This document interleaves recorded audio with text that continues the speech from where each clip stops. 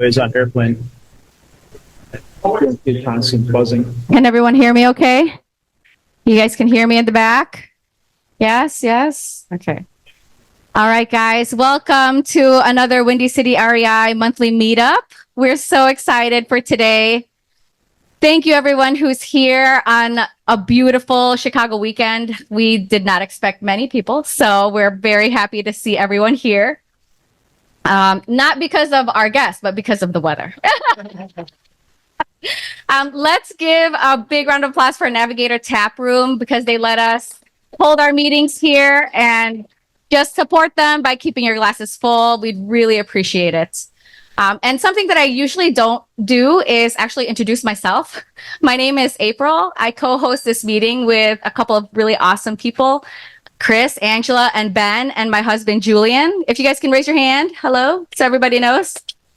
So we hold this monthly meetup because we love real estate. We love being around people who love real estate. And, you know, we just had a baby and they're about to have a baby, and Ben's always busy. And we find the time to kind of be here because it reminds us of our goals and why we love it. And so thank you for being here, because without you guys, there'd be no meetup. So thank you guys.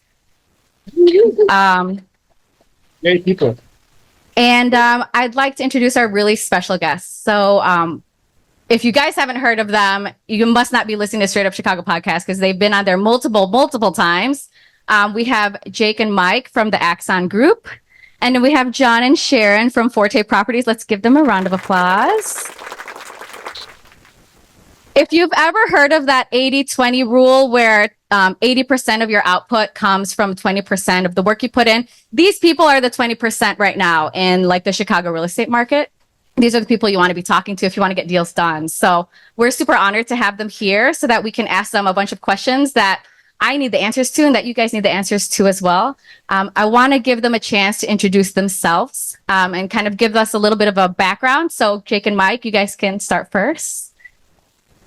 Sure. So my name is Jake. Mike and I co-lead the Axon Group. We hang the license with EXP Realty, so nationwide brokerage. That much better. So we're in general investment friendly team, right? So majority of our clients are buy side clients in the 2 to 4 unit or small multifamily space. And that's where our experience lies and where we like to leverage those relationships. We service Chicago and up to about 50 miles outside the city. I'll let Mike chime in a little bit more if he has anything else to add. Yeah, not a whole lot to add, but just, on top of running an investment focused team, we're both investors and, have pretty sizable portfolios. And so, not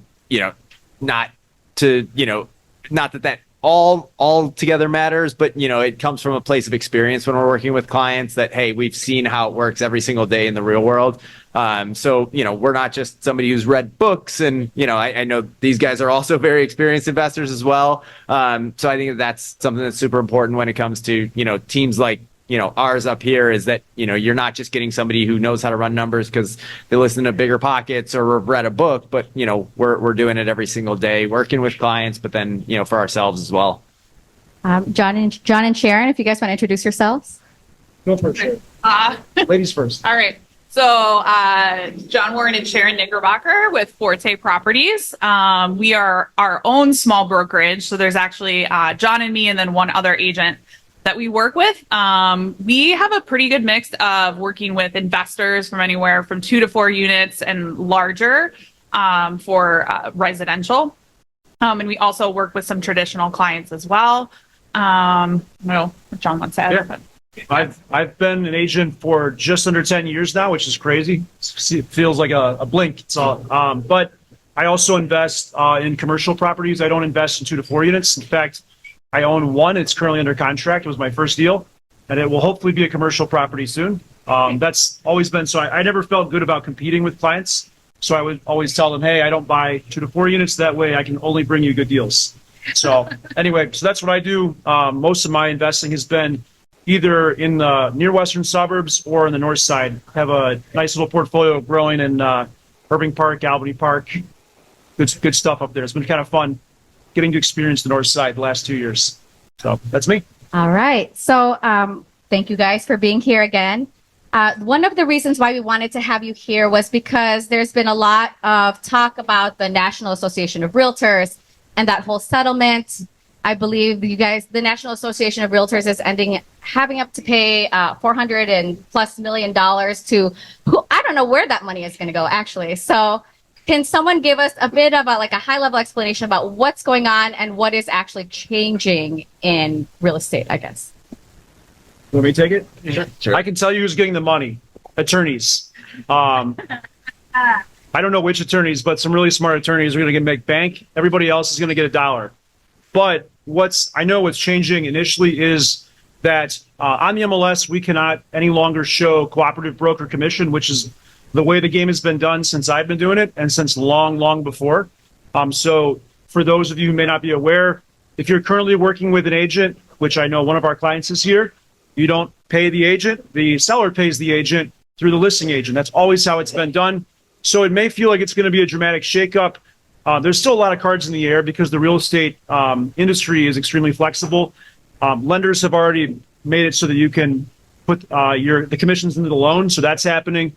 And there's going to be a change in buyer agency agreement. I know one of the questions was going to be about buyer agency. We've always had to something that was coming? We've always had to do a buyer agency agreement. So if you ever worked with us, you may not have noticed it, but you definitely signed a buyer agency agreement because if we ever get audited, we'd be in trouble because we have to say, I'm your agent. And in Illinois, we have to act as a fiduciary. So we have to act in your best interest, not in our best interest. But I think people are going to have to be very clear about it up front now because there's a potential that a buyer might have to pay part of the commission. It's a potential. It's not a certainty by any means. Depends on how well you negotiate and a whole bunch of other things. But that's kind of like the high level of what's going on. Jake and Mike, did you guys have anything to add to that? I mean, I'll add just about the objectivity and technically what's going to happen. So after mid-July, these rules will start being implemented. So technically, if you want to see a place that is listed on the MLS, you will have to sign an agreement up front, not just after a contract or further down the line, that you're willing to pay your agent, most likely in this situation. It could be just for a one-off showing, but you're going to have to sign an employment agreement or an engagement nonetheless to see anything that's listed on the MLS. So that's one of the technical changes that's happening. How often it's going to be enforced and, what the best practices are going to be are a little bit TBD, but that will be changing. They're not going to kick that can down the road. It's going to happen in the summer months. Is there any bit of misinformation that you're seeing circulated in the news or on social media that you want to address and kind of want to nip it in the butt? Is there anything that you're hearing? I'll jump in real quick just because the one thing I'm hearing relates to these agreements is they're not effectively locking buyers into anything long-term, right? These are completely negotiable. There's not going to be one templated agreement that has to be used across all of MLS, NAR, whatever the situation might be. You can negotiate that agreement for one showing, for one day, for just a certain pocket of the city. So a lot of people are just very worried about well, I'm not going to get locked into a buyer's agreement with an agent and pay them when I find my own place. Well, just negotiate it and make it for a fixed spot or for a fixed amount of time. You guys. Yeah, go ahead. I'll say another thing is I've seen misinformation of sellers can't pay commissions now, and they still can. And many sellers, I think, will still offer to pay the agent commission. So it's not necessarily that it can't happen or that it's totally going away. And another misconception I've heard is that it will cause prices to go down, which basic supply and demand is going to tell us that that's not happening. Yeah, and to piggyback off of that, I think one of the issues that we're going to see, to get a little bit granular, is that, we've got our comp structure that's set by everything that's been selling for the last, X amount of time, and your prices keep going up. And now what I think we're going to see is prices actually rise, because now that Fannie Freddie has said that you're allowed to put your commission on top of the normal max allowable credits. As an example, if you're doing a conventional loan less than 10% down, your max allowable credit was 3%. Now you can actually throw on an extra 2.5%, 3% for your agent, and that doesn't count against your max allowable credits. So a house that previously was, selling for $500,000, I think people are thinking that, it's going to sell for less because the buyer's agent commission is going to have to be thrown in there. Well, no, I don't think that that's going to happen. And, we'll see how it plays out. But I think we're going to start to see, we're offering $500 plus we want the seller to pay $12,000. So our actual offer is $512 with a $12,000 credit. And when those start appraising, we're going to start to see the prices rise by 3% because agents are getting paid 3% on top of the prices that are already comped out. I think that's super interesting. You're already seeing lenders adjust their strategies to kind of accommodate for this commission. I hate saying the word commission because it's like it has a terrible connotation to it. If you've ever worked with an amazing agent who's brought you properties, it's more of a compensation, more of you're compensating them for the service that they're providing and the value that they're giving you. So I feel like moving away of the word commission is so appropriate in this stance because a lot of people are saying, oh, glorified door unlockers. When if you've worked with a great agent, they are helping you not just when you buy the property, but as you hold that property as well. I've had a great experience with John and Sharon. I haven't had the pleasure of working with John and Mike, or Jake and Mike, but I've only heard great things about you guys and heard all your podcasts. And so I think that that's definitely not the word that we want to use. The other thing that I wanted to ask is how about buyers who can't afford it, or who have you heard anything about buyers being excluded from the market because of this rule? So there's one really bad thing that's happening. The VA loan is a really big problem that I'm still hearing them kind of work through because they're not allowed to pay a commission, a VA. It's 0% down, and they're in the loan covenant, they're not allowed to pay. So there's a lot of talk about what's going to be done because they're excluding veterans. Clearly, that's not going to happen. They have a couple more months to figure this out, and there's going to be a workaround. But I think the low down payment is going to be tough initially because many buyers that use low down payment loans, like all of us, don't have any money when you start. And then how would you come up with 2.5%? And I think that the reality is, and we work in a lot of markets that are kind of entry level markets, that sellers will still be paying commissions in a lot of cases. I think that's the other thing is that everything's always been negotiable, but most of these sellers want lots of buyers if they're smart so they can get a good price for their house. So they'll still offer a commission. So that's what I'm seeing. But yeah, I think the lower the amount of money the person has, the more this would affect them. You have anything to add on that? Yeah, I mean, I think you typically in like everything, you get what you pay for, right? So unfortunately, if this leads to a situation or environment where buyers are forced to pay up front or they have to come to the table with money or cash out of pocket to afford an agent, they're going to be at a disadvantage, right? So there's going to be new models that come up. There's going to be flat fee models. There's going to be attorneys that take on more of the role of navigating someone. They're probably going to charge more. But at the same time, if you don't find a way to navigate the commission through the seller, you're ultimately some of the buyers that can't afford representation, will get negatively impacted.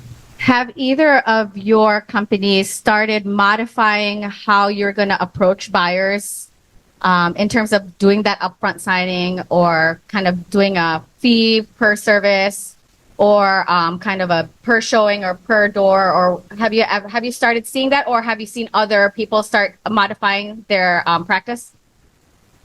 Yeah, so I mean, we've had pretty extensive talks about it and talks with our agents on our team about like, hey, it's technically up to you what you're going to charge, but you have to put something on paper, and then it's up to you what's worth your time. If opening a couple doors and making a little bit of money is worth your time, great. Because still ultimately people on our team are independent contractors, but we prefer still hey, we want to take on people as clients. And then one of the other things that, we're preparing for is, I got a call today of, somebody calling me direct on a listing, which, has not picked up to the degree that I think it will when the commissions come off of the MLS. But we've had a few more in the last couple of weeks than we had gotten in the previous several months. And that's something that we're just going to have to alter our conversations with the seller. It's like, hey, this is what we charge, but there may be people that come direct to us and having our team structure and being pretty geographically spread, we're probably going to have to situate people where a lot of our listings are falling right now, so that we can, show properties to unrepresented buyers more often than we previously were and have some sort of agreement with the seller in place of, if there is dual agency, what does it look like? So, I mean, we do a lot of listing, and I've been the primary listing agent for about 4 years now, I guess, for our team. And we already have that in the listing agreement anyway. So in other words, when you do a listing presentation with somebody, you say, hey, here's your commission. It's always negotiable. Obviously, agents like to get the most commission, and most people negotiate it. And then you have to break down, at least in ours, what the buyer's agent was getting and what you were advertising. So a lot of this is kind of like not that big of a change because you were already going over this with your sellers. So the next listing presentations we have leading up to the change, we're going to say, hey, there's this change coming. We're still going to recommend you offer to pay a buyer's broker because you want to get as many buyers through here as possible.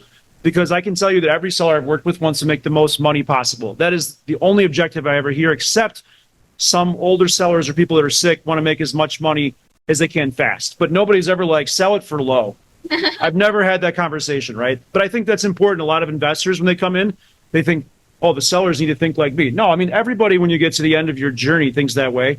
And this was already there. So now it's just a matter of when you have a listing, you say, hey, if an unrepresented buyer comes to us, this would be the commission.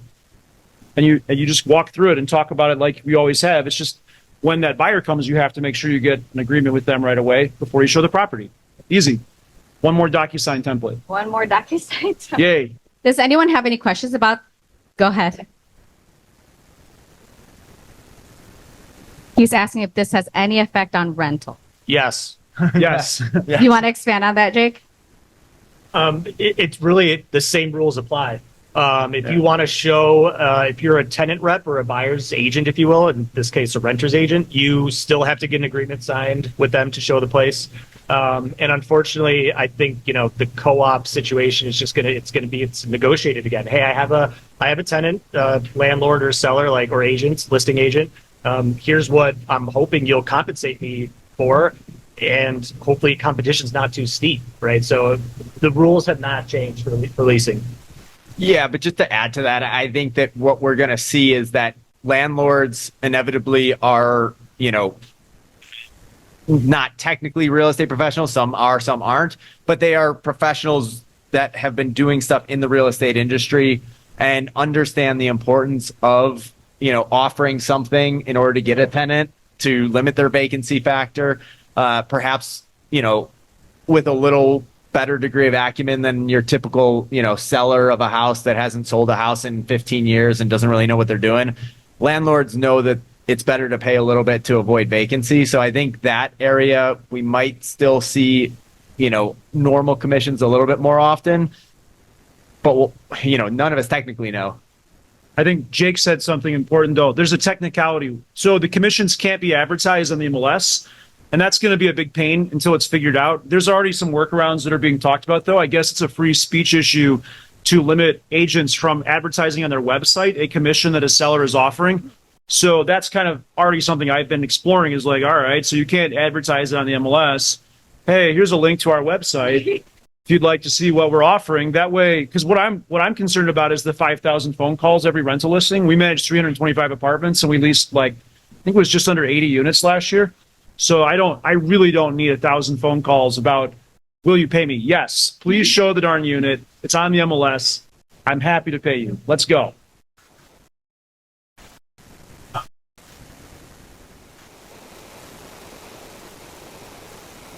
Yeah, they're going to have to. Yeah. I mean, that's the law, right? Is changing. So it's not going to be just call and get in with any random Redfin agent in an hour. Yeah, and I think bringing up Redfin, I think it'll be interesting to see, what happens to Redfin because their entire model is based off of if you list with us for 1%, then you just have to buy with us. But buying with them is now going to include you have to sign a very exclusive agreement that says we're going to make this much money. So whether or not their model changes on the listing side is going to be interesting because, the buyers are going to have to also know that they're coming out of pocket to pay potentially, sellers again can still pay, but they may have to potentially come out of pocket themselves. So they're not just paying 1%, they're definitely paying 3.5% in total at minimum. So that'll be interesting as well. And, those are the people who are kind of doing the Redfin thing. Most of those are either first-time home buyers or people who are not true investors. And with investors who are constantly looking at properties, you want an agent who has a good value proposition, who's not just showing you things on the MLS, but who might have access to off-market properties or who have really good relationships with other realtors who can give them a pre-listing or that's where the value comes in. That's where that compensation comes in. I feel like that's a little bit more applicable in terms of like what we're talking about. I also think you're getting, this was kind of mentioned, but you're also getting access to people who know what they're doing, like through the sale and post sale too, right? So when you have to come and like lease that unit up for the first time, like you text us and we respond immediately with the advice that you need, right? You need a contractor. We are the people who know people, right? So, or even as you're underwriting deals, right? People to ask about who have the experience.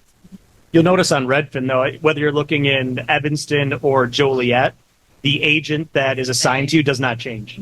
So think about that a little bit. Absolutely.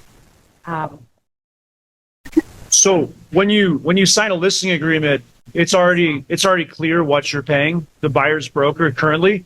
So I don't see why we would change doing that.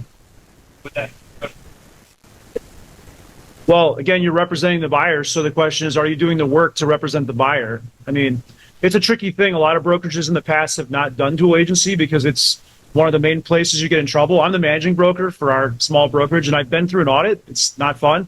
And guess which files they audit? It's always dual agency files. It's any files that you have multiple offers on. Those are the ones that they audit. And so that's the biggest risk point. But now that's going to be something that almost has to be done. So there's going to be a lot of changes for sure. But I don't. The question would be when you're at a listing appointment, if I have to represent that buyer, there's a lot that has to happen. It's not just opening a door, right? Depends where you're at. But we do a lot of suburban work, and there's like town inspections to deal with, explaining what this means. Like, oh, you have to go pay $1,500 in a cashier's check by this day, get this code, bring it back this time, then we can get these stamps. It's not, it's not just opening a door. The opening the door is The easiest part. it's the part that really doesn't matter, honestly, in the equation. Yeah, and I think it depends how you structure it as well. If you have one listing agent who also represents the buyer, I mean, it's up to you up front to negotiate, hey, if that situation happens, do I get a little bit of a discount? Like, sometimes the answer from the agent may be yes, sometimes no. A lot of times, Jake and I will try to represent different sides, and nobody necessarily has to believe that we keep that fiduciary relationship, but we do. We try to separate it so that there's a different name on each file, and it's intra-team dual agency. But in that case, we don't necessarily want to reduce our commission because Jake's doing a completely different set of work than I did. I handled the listing, and I did everything, went out for photos. He's going to have to now go to the inspection. He's going to have to handle everything with that side of the attorney, any additional like town inspections, things like that. So it depends how the work is divvied up. If it's one agent, you may have a little bit more, leeway with trying to get them to, take it down half a point, something like that. But again, with our team, we try to, separate it so there is true, fiduciary on each side.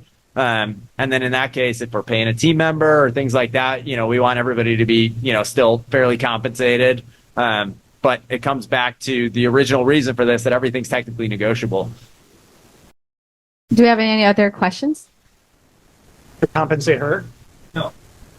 So you're asking because a lot of investors, instead of having an investor-friendly agent, go direct to the listing broker, which is something that's pretty common, especially for flippers, right? And you're asking, will anything change, essentially? I mean, that listing agent's going to have you sign some sort of a buyer's agreement, and compensation will have to be discussed. I don't really think anything will change. It depends on what that listing agent had set from the beginning. So if that listing agent set up their listing agreement that they could be paid by the seller, great. If not, then there's going to be less of a win-win actually for you to work direct with many listing agents if they didn't pre-negotiate that. I think what might start to happen too is a lot of listing agents will develop some type of go-to referral database if they don't have a team. They'll say, hey, if they're a heavy listing agent, they're going to get a lot of these inquiries. They're going to be like, I'm going to send you to Lisa or John. They're going to deal with whatever that compensation is, but they're just going to have a name to hand off to you that they know, and they'll probably get a referral kickback for it, to be transparent. But they're probably not going to, right, like John said, not going to have a lot of incentive to take dual agency and to really pass any savings along to the seller. So you might not see that advantage. You might just have to deal with that agent they connect you to, negotiating them down to something that makes sense for you. This was what the NAR lawsuit was about, though. Ultimately, like on an individual level, I would be like you in a lot of circumstances where you're always advocating for your best interest. But if you're a listing agent and compensation is not clear, or you have a seller who's not educated, this is exactly why the NAR settlement happened, because there's a strong incentive for you to make double for doing, in theory, less work, right? Especially if you have a savvy investor who's buying cash, knows the area. Unfortunately, this is literally why this happened. So it's kind of sad, but I think that a lot of the incentive will go away, and it might actually make sense for your partner who has the license to now actually represent you on the way through, so you have representation. Yeah, so in your case, I would say I have somebody. I've worked out a flat fee situation with them. In fact, here's the agreement, and we've done X amount of deals. It's like presenting yourself, presenting your resume. You're like, I have it already arranged. I'm going to be an easy buyer, and I already have a flat fee set up with my wife, friend, cousin, whatever. Like, she's going to help me with the paperwork, and I'd like to make an offer. Like, That might be more appealing to sellers who don't want to come out of pocket to pay a buyer's agent when you already have a contract with someone you have a relationship with. So that's super interesting. I didn't even think of that. Does anyone else have any questions about the settlement? Sounds done, right? From what I've been reading. there's only there's a few agencies that aren't fully done, if you will, and I think they've left a door open to get more. I guess one thing to point out is, like, they don't want to bankrupt these companies. They want to get paid, right? Like, so they're only going to push as hard as they can to realistically get money. And again, the lawyers are the ones that are making most of it. Like John said, people are probably going to get like a $9 check in a year or two. So yeah, there's still some exposure, but technically NAR is like, they're free and clear. Like, the settlement washes their hands of any wrongdoing up until now, at least. And just so that we can get a feel for the room, is everyone here currently investing in real estate? Can you put your hands up if you are currently investing? Is there anyone here who has yet to buy their first property?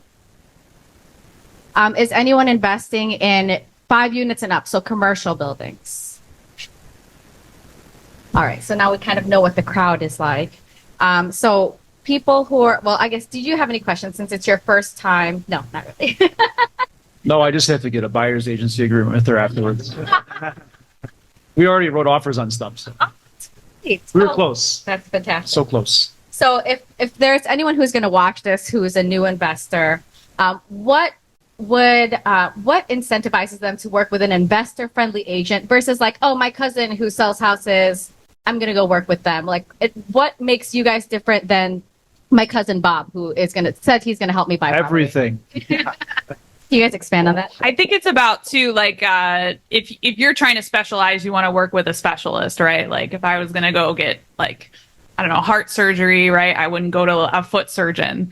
You want somebody who is dealing with the things, who can notice red flags in rental buildings that your average agent is not going to notice, who can give you advice on how to structure deals that your average agent might not be aware of because they're not in that investing space, and then also to be a long-term resource for you. Often I find new investors they're so focused on, like, how can I save the most amount of money up front, right? How can I do this the cheapest? But, like, one thing to not cheap out on is your team, because they're going to be there for you. And so my biggest advice is, like, don't be penny wise and pound foolish with that. Yeah, I think there's a number of different factors that go into it. I mean, first of all, an investor-friendly agent doesn't necessarily have to own property, but if they have, they understand all of the little nuances that go with property and how to modulate your repair expenses, what things are actually going to cost in terms of, your overhead and all of that goes with the property. So when they're underwriting, they know how to do it. I mean, it goes as basic as, Bob, this poor Bob guy, who's his cousin. Bob thinks that when you have $2,700 of rent and a $2,400 mortgage payment, that there's $300 of cash flow. Bob doesn't know. Bob doesn't know about the water bill. Bob doesn't know how to, put in reserves and, underwrite management, even if you're going to self-manage. Like Sharon was saying, Bob doesn't know anything about property, even though Bob's selling property. Bob just got his license. Bob doesn't know that, galvanized pipe is only going to last you 80 years. So when you're looking at two exact properties that, one of them has been, had the plumbing fully updated and the other one hasn't, the numbers are the exact same, why you should go with the one versus the other. There's so many little things that go along with it. And then not just that, and, it's access to deals, because anybody can look on the MLS, but when you've been in the industry for a while and you've built a reputation of representing, buyers, especially on the investment side, that like everybody up here has, inevitably there's going to be sellers. And, I've said it a million times, I will never fully understand why, but there are sellers that don't want to go to market. They want to keep things off the market, even if it means making a little bit less money. If it's that they don't want to bother their tenants, then great. They're a great person. They're going to make a little bit less money doing it that way. But we have the relationships to get them those deals because, they may not come directly to us. Like it may not be our seller, but we know the agents that are representing that seller and are pushing it off market, and we can get it to you when you otherwise wouldn't have seen it. And Bob definitely wouldn't have seen it because Bob doesn't know anybody. That's a lot. That's a lot. Obviously, they've answered most of the question. The only other thought I had is operations. Once you own the property, you own it. Now it's not a spreadsheet. You have to actually get a renter, or you have to flip it. You have to get a contractor. Oh, you don't know a contractor? Yeah, that's where the rubber meets the road, right? How do you find somebody to clean it? Unless I'm kind of embarrassed to say this, but within the last 5 years, I've junked out my own unit, which is insane. I now have 2 awesome junk companies that we use. So yeah, all those hours I spent driving stuff to Goodwill, I could have just made one phone call now. So, but that experience you get by going through those things, having bed bugs, yay, having a roof leak, having a plumbing leak, having a flood on July 2nd of last year that hits 27 apartments all at the same time. Hey, you get to the other side of that and you're like, hey, it's cool. The buildings are still there. Some of the people left. New people are here. We're making money. Yay. And you have that experience to understand how the spreadsheet actually happens, not just like, oh, I found the spreadsheet on Bigger Pockets. And, so I think that's really where the rubber meets the road, is having an experienced team. They're going to be with you through the Can journey. you guys say what markets you guys specialize in, or is it? Go ahead. So we're pretty widespread. And we did that intentionally just because, when we source an investor, they might want to be in McHenry, or they might want to be in Gurnee, or they might say, hey, I only want to buy in Oswego. So we've, got a pretty widespread. Jake's out in Burr Ridge. I'm in the city of Chicago. So we got people all throughout Chicago, South Side, North Side, everywhere. We got 28 agents on our team, so we've just wanted to have a wide geographic reach, and then we try to have our agents in those areas, become experts in those areas. So a bit of a reach. And I'll say too, for us, it's less about geography, more about like the buyer, the investor type. And we're pretty clear usually up front that like, we're not here to source distressed deals. We're not wholesalers. Our team, where we add the most value, is to people that are entry level, need the, not only the deal, because the deal can kind of come from anywhere, but really need like an advocate or someone to advise them, versus people are like, right, if it's a wholesaler or flipper, yeah, they're doing maybe most of the legwork, they have the most their own procurement process. We're not going to come up with that necessarily direct to seller marketing campaign for you or hire your ISA for you. I mean, we could give you some tips and tricks, but that's not what we do. We focus on 2 to 4 unit buyers in a certain price range, a certain asset class. For us, it's, C or better. We don't really get into D class properties. Not saying you can't make money there. It's just not what we do. And we'll usually tell people up front, we'll add some value there, but we're not going to add the value that's going to keep you coming back probably for more. And those also aren't the type of properties that we have unique access to. We're not, we're communicating with John, we're communicating with other investor-friendly brokers that they have up-and-coming listings in certain areas. And there's just certain areas we don't have those. So I think it's important to ask the agent you're working with, right? Like, where do you service? Well, we service everywhere. Okay, maybe fine, but have you serviced this type of building, this size, and this building class? I'll let Sharon answer that. Oh, okay. Yeah, go ahead. Yeah, I mean, we cover a pretty wide range. I would say we do majority of the city, west suburbs, south suburbs, a little bit on the north side, but like pretty far north. I don't think we do a whole lot once you get too far north of the city. So. And there's 3 of us, not 28. Rudy's the other one.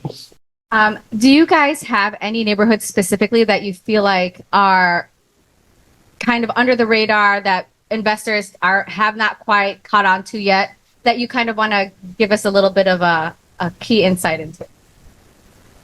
I think less about a specific neighborhood, but I think with the whole 5% down owner occupy loan now going conventional instead of having to deal with this self-sufficiency test for FHA, I think we're going to see a lot of upside in the neighborhoods that have those 3 to 4 units in that range from, let's call it 750 to 1.25 million, just do very well, right? Because before, that leverage was almost impossible. You couldn't put 5% down on a $1.4 million 4 unit. It wasn't possible. Now the cash flow is not good. There is no cash flow at 5% down, but you can still buy it, right? That was self-sufficiency. no self-sufficiency test. So to answer your question, I think the areas that have inventory like that, and if you're buying something that has the upside to be sold in an area where you're outside of the FHA, but you're still within the 5% down conforming limits for 2 to 4 unit, you are on the, you're on the path of progress. And when rates, and if and when rates come down,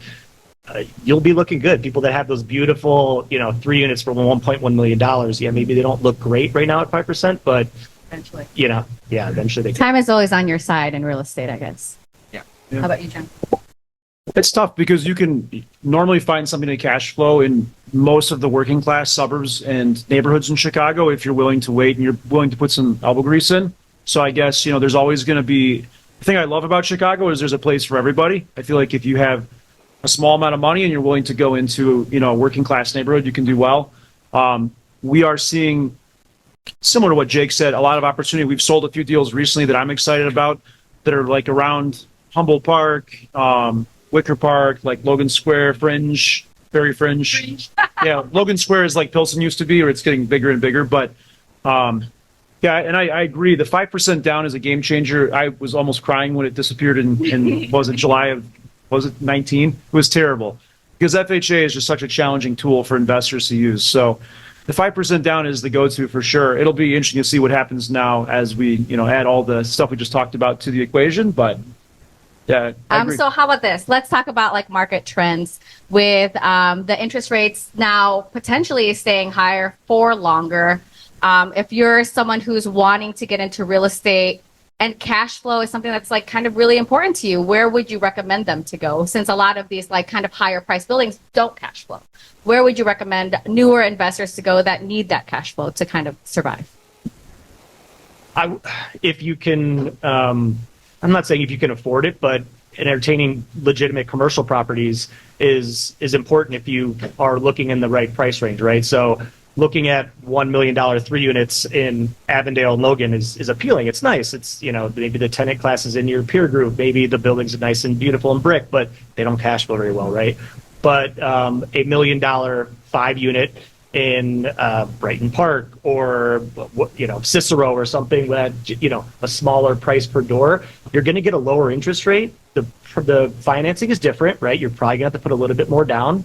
But the cash flow is going to look different. A mixed use property as well, a 3 or 4 unit mixed use that has a little bit more risk, but most likely a higher cap rate than something that's a 3 or 4 unit pure residential. Just understanding the financing there. But those people that have those budgets where you can get into a C class or a B class mixed use or pure commercial property, comparing it to a 3 or 4 unit, you're going to see slightly better numbers. Yeah, I think what people don't understand in terms of commercial property is that you really need to talk to a lot of lenders.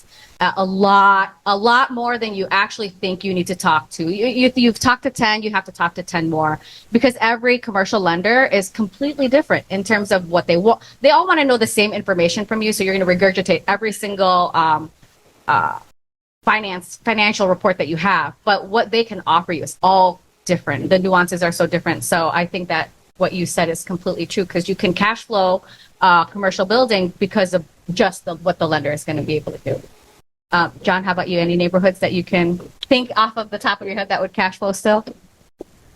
Yeah, it's a tough question. Like I said, we just sold one kind of in the Wicker Park area that does cash flow, which is insane with some elbow grease. But I would say a lot of the neighborhoods, we have a couple investors that do Little Village. They're still finding deals there. They're tougher to find, but they're there.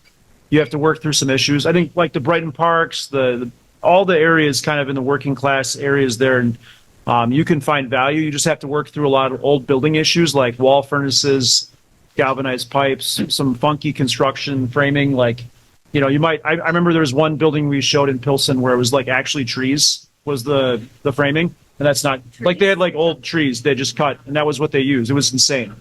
And that's not that uncommon. They're around still. So But if you can find a good building in some of these areas, there's still cash flow. I mean, we have sold deals that have cash flowed really well for people. I think it's a very different play than your, Avondale or, Fringe Logan Square 3 flat. I mean, you have to get your hands dirty, but you can make money. And I think the cool thing is I have a lot of these types of rentals, and I sleep well at night because there's such a huge demand for apartments that rent for like $1,000 a month. I mean, when we have those types of units we rent out, we get about 200 to 300 leads that want to see it. And we show it to about 20, and we get about 5 to 15 applications. Wow. And normally fills within a week. So it has some bonuses that people don't think about, right? Versus maybe a $3,000 a month apartment where your pool is much smaller of people that can afford it, and could also potentially sag. I don't think those lower end rents will sag. So it's a big, long-winded answer. I think you can find that product all over Chicago, though. You could go to Aurora, you could go to Rockford, you could go to Joliet, Elgin, all the neighborhoods in Chicago that aren't Avondale and Logan Square, Go where there's no trendy coffee shops. There's just 7-Elevens and McDonald's. Get to work. Yeah, and I think it also comes down to your willingness to sometimes even go a couple blocks. It might be a full city, it might be a couple blocks. One that comes to mind because it's been creeping for a couple of years, but if the cap rate on Rockwell at this point doesn't make sense for you, just east of Humboldt Park, maybe you go a couple blocks west of Humboldt Park. Not necessarily because you want to, but because, you're just getting pushed a little bit. Like maybe, instead of a 6.5 cap, you can get a 7 cap if you just go a couple blocks away. And yeah, I think that'll be good. The more, quality investors that go into specific areas, the better the area is going to be if you maintain your property. But we're going to see a lot of people that are just, budging a little bit on, not necessarily cap rate. There will be people that budge on cap rate and just accept a lower return. But at the same time, there's also going to be a fair amount of people that budge a little bit on area. Maybe, I don't want to name too many names, but, maybe X city, has a decent reputation for getting 7.25 cap rates, but, that's not as much cash flow as you really need. So you go one city over and all of a sudden it's, 7.75, 8% cap rate, and it starts to get into that, cash flow threshold. And it's a slight step down in terms of overall socioeconomics, but in the same breath, it's not so much different that it doesn't make more sense to you to make it, 11% cash on cash versus 6%.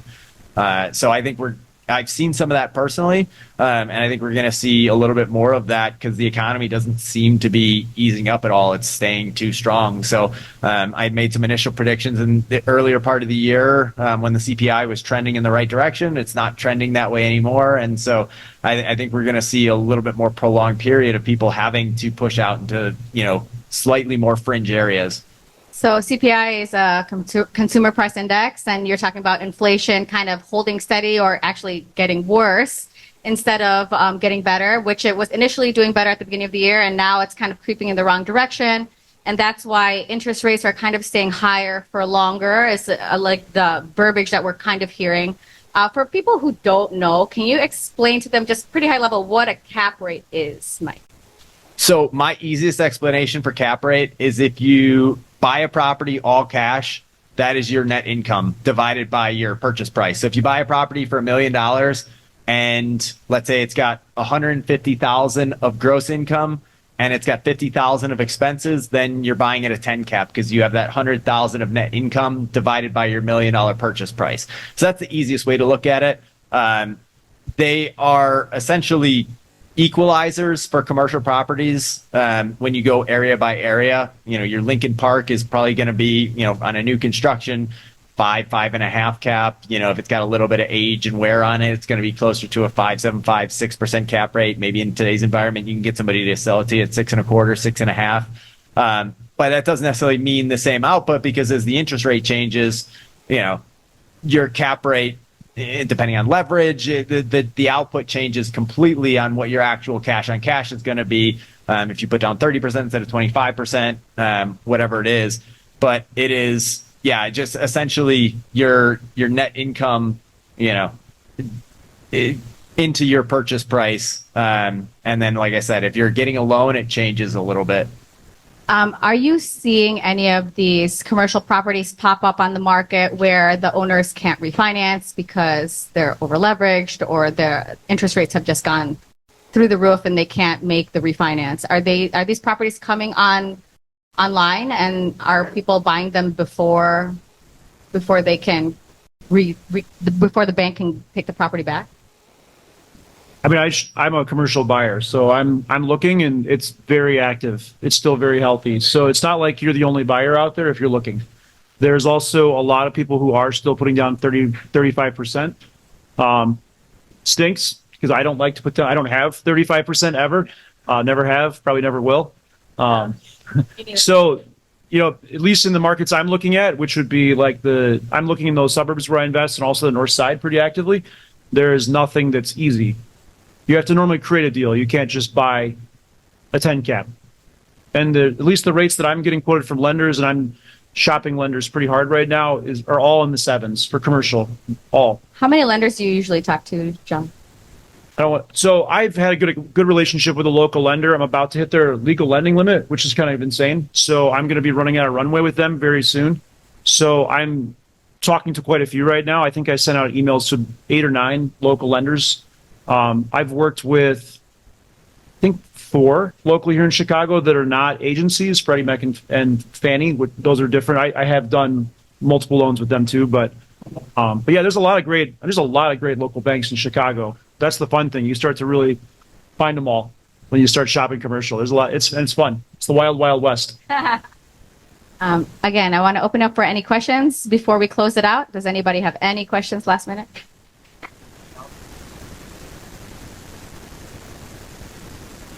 I won't address specifically like West Humboldt or West Logan, but I can tell you what like the other side of that has done, which is like Portage Park, right? So it's a little bit sandwiched there. I remember when I first started doing some deals like 5 years ago, 2 units plus garden units were 2-unit buildings plus a nice garden unit was trading for like high 3s, and that was in like good condition. And now it's high 4s easily. So I know that just from direct experience, and this is Portage Park where there is no public transportation, right? So it's really just a matter of, and what's happening too is people are still used to, now because of not having to commute downtown, I still think we're in this still the post-COVID era, right? Where you can still work from home and a lot of people just have a car. So I don't tell like my buyers to focus too much on walkability or public transportation. I focus more on what are the market rents telling, right? Like what are if the rents are going up, they're going up for a reason. We're not, I don't know anything that someone else doesn't, like they're going to build a new blue line stoplight, a mile west of here. It's, I focus more on, what are the rents doing?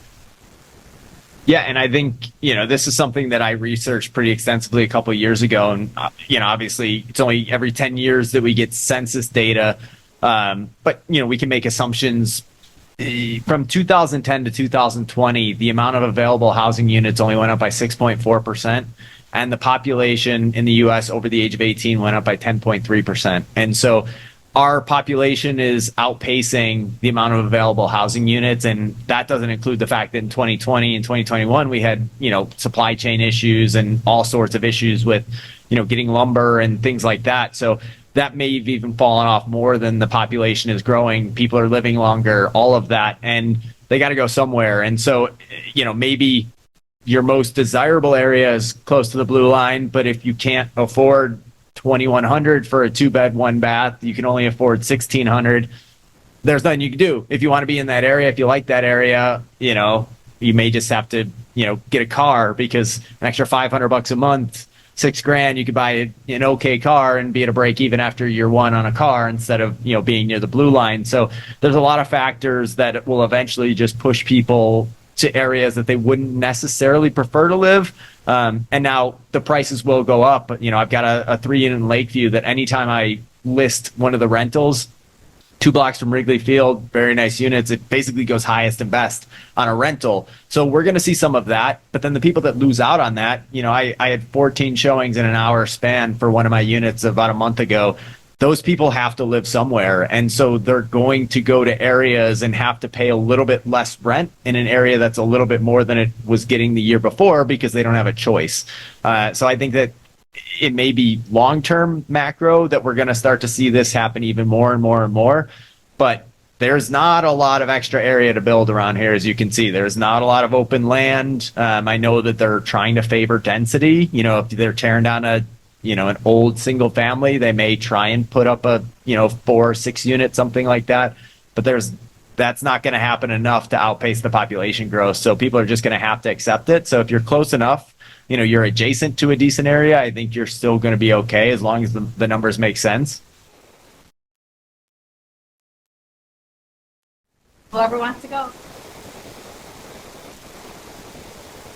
Yeah, I mean, it depends on what your goals are. I am very much, I consider myself somewhat of a bad investor because, the place that I just bought, I'm still going to be, I'm going to be moving in with my girlfriend and we're going to be splitting things, but I'm still going to be out of pocket like $2,000. I'm thinking, 2 years down the line when I've raised the rents to market, and they're not that much below market, but, $125 here, $200 there is going to make a slight difference. And I'm hoping that in a year or two that I can even get it down to a 6% interest rate because, 6% on the loan that I've got is going to be, $800 a month.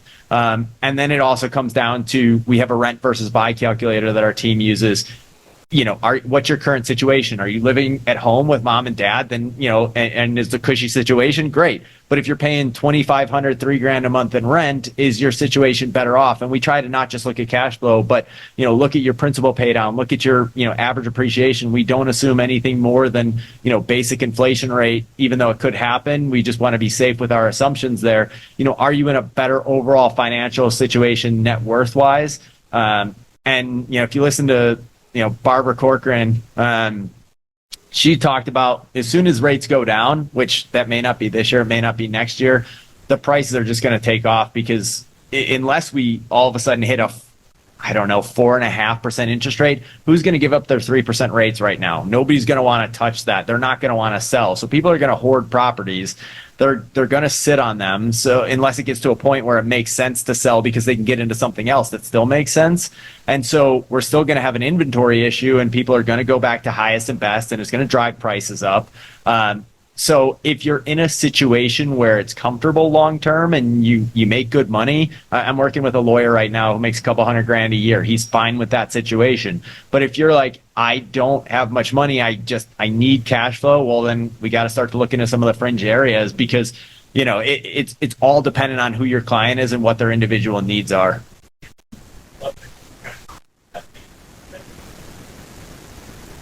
Real estate, yeah, I think always favors the long term, right? And the best time to buy was yesterday or like 15 years ago. But yeah, like I've talked to people or you talk to clients and like you see them 3 years later and they still haven't bought anything and they're waiting for the rates to go down. And it's like you might have just bought something that maybe barely cash flowed for you at that point because now you're going to be 3 years later, you're going to have increased rents, you're going to have increased like value of the property, right? You can pull that money out, you could do something with it, you could sell it. Just gives you a lot more options. So yeah, it's I understand the cash flow is tight, but I think waiting is also a dangerous game.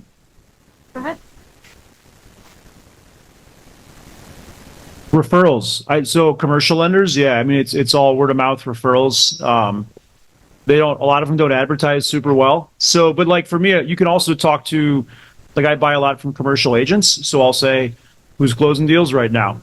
Who's refinancing right now? Who have you seen do a great job on like a messy value add like I like to buy?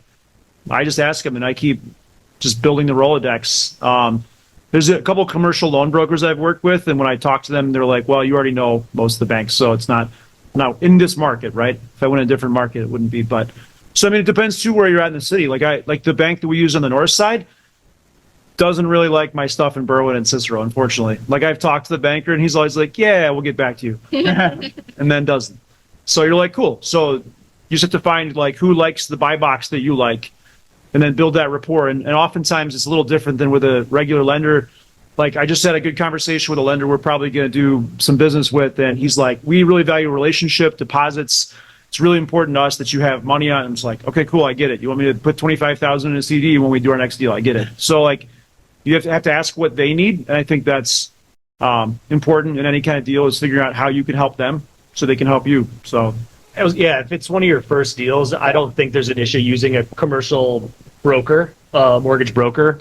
You can negotiate the fee down a little bit too. There's ways to make sure it's worth your while. And then it's not going to be a secret who they use eventually, right? You'll see the bank's name, and then you will usually see a list of banks that they are shopping your loan against. And they add value to, like, they're the middleman, and they will guide you a little bit. So first deal or two, have a couple brokers, I think, in your Rolodex to at least compare things to. They're not going to usually ask for a commitment or a fee up front, so it doesn't take much extra work. I oftentimes tell clients like April and Julian, though, when they start to outgrow us, that's when I get to help them one last time by introducing them to everybody I know in the commercial world from having invested for almost 10 years. So that's like the parting gift. And I've had a bunch of clients that kind of start making the pivot, which I think they're making, to buying commercial. And it's cool because then into competition, but friendly competition, right? And you get to see them grow and buy these bigger deals, and it's fun. So I guess, if you're working with an agent like that's up here, I'm sure these guys have, the same list of banks. There's not that many banks in Chicago to do these deals. So that's probably something you would go to that original agent for and still get that value from them for free at that point. Don't have to pay commission. Woohoo! So you're asking if an investor is coming, what details do you want to know from their buy box that would make them an ideal client for you?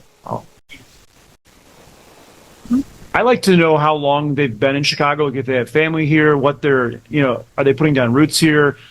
I've actually told a lot of people not to buy who are like in the area for school or thinking about it. And they're like, well, I'm probably going to move to California in a year or two. I'm like, yeah, this isn't probably the time for you to do that, right? But if somebody's from Chicago or a suburb or something like that, I'll oftentimes say, where's your family from? Oh, they're from Schaumburg. Oh, cool. Oh, they live in the south suburbs. Are you thinking of building a portfolio that makes sense with your life there?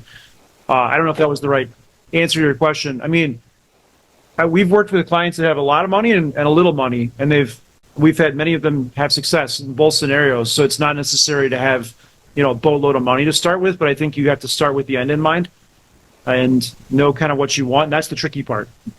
And be transparent about how much capital you have to spend, right? I think you talk to a lot of people, and we're not your financial advisor. Yes, and maybe it's the first time we're speaking over the phone, but when I ask you like how much money you have to spend in this next deal, like, don't like clam up, like, or don't lie to me. Like, you can give me a range, and I don't need your bank account, but it's important for me to know how much you have to spend, because then I'm going to work backwards on, is this the right neighborhood? Is this the right strategy? Or are we just way off, right? Because if that changes, or you're not telling us like up front really what that looks like, it's going to be a little bit of a waste of time. I think also a willingness to learn and take ownership of the process. I'll have a lot of like newer investors come to me and they just want me to find them a deal or me to tell them it's a good deal, and a willingness to like learn, like I will help you learn how to run numbers, and I will help you, I'll look over your numbers and I'll answer your questions, but like you need to know yourself that it's a good deal, like not just because Sharon said so. So I think a willingness to really embrace all the process and not just have me tell you every step of the way what I think. Does that answer your question, Chris? So yeah, if there was a newer investor that came to you, what would immediately turn you off to them? What are things that they say that you'd be like, oh, this guy's not serious. This guy's just wasting my time, because nobody wants to be a time waster. So what are the things that we can avoid as investors when we are talking with an agent who is an investor friendly agent? That's a loaded question right there. I'm gonna throw out the low hanging fruit, and don't get me wrong, everybody in here wants this. But if you're the first thing that you tell me is, oh, I'm only looking for seller finance deals, I'm like, yeah, so are all of us. Because if you're only looking for seller finance deals, it's a lot harder to find than people realize. And because there's a lot less sellers that it makes sense for. Why would a seller want to, carry back at 4% right now, with all the risk that it entails, rather than just cashing out right now? If you have the ability to, buy traditional, but you just prefer seller financing, then of course you do. Like, it's logical. If we can find somebody who's willing to, do interest only at 5% for the next 7 years, then that probably makes sense. I'll pay you a commission. Yeah.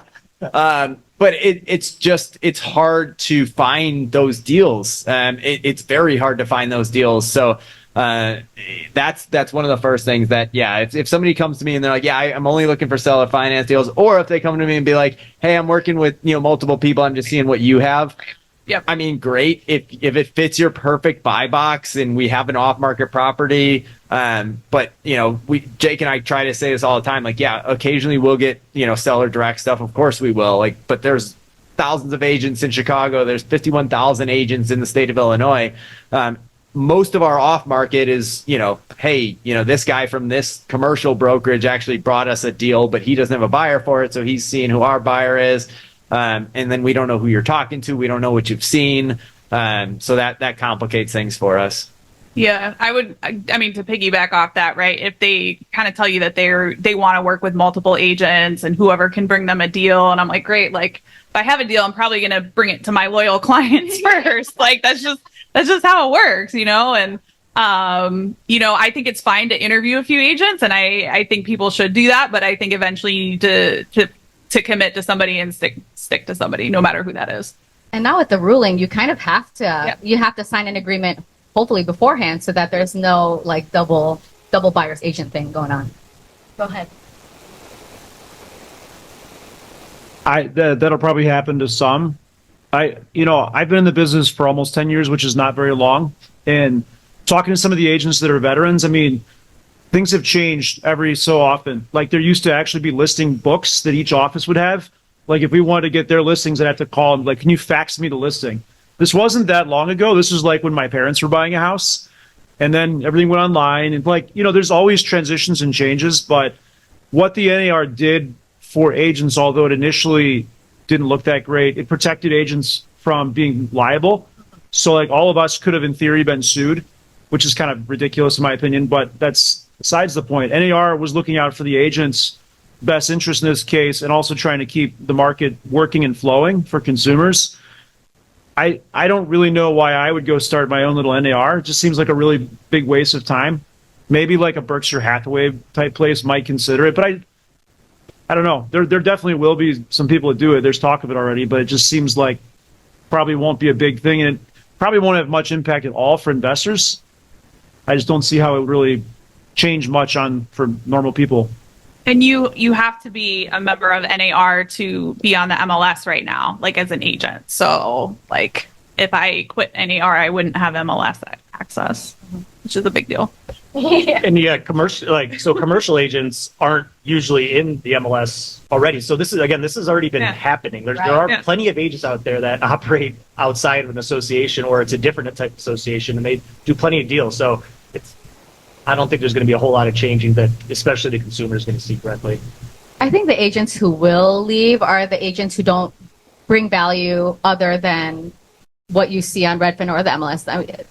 The agents who are not putting in any extra work, or who are not, doing that extra, I have these off-market deals that, people are bringing to me. I mean, those are the agents who are not doing anything else but the bare minimum. Those are the ones that are going to leave.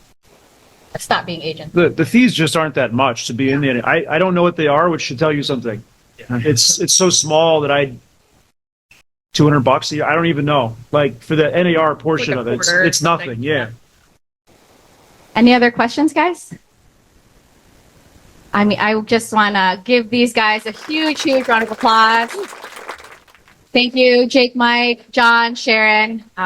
We're going to wrap up the meetup, start networking. But first, we want to take a picture by the taps over here, and we can start networking. Thank you guys again so much.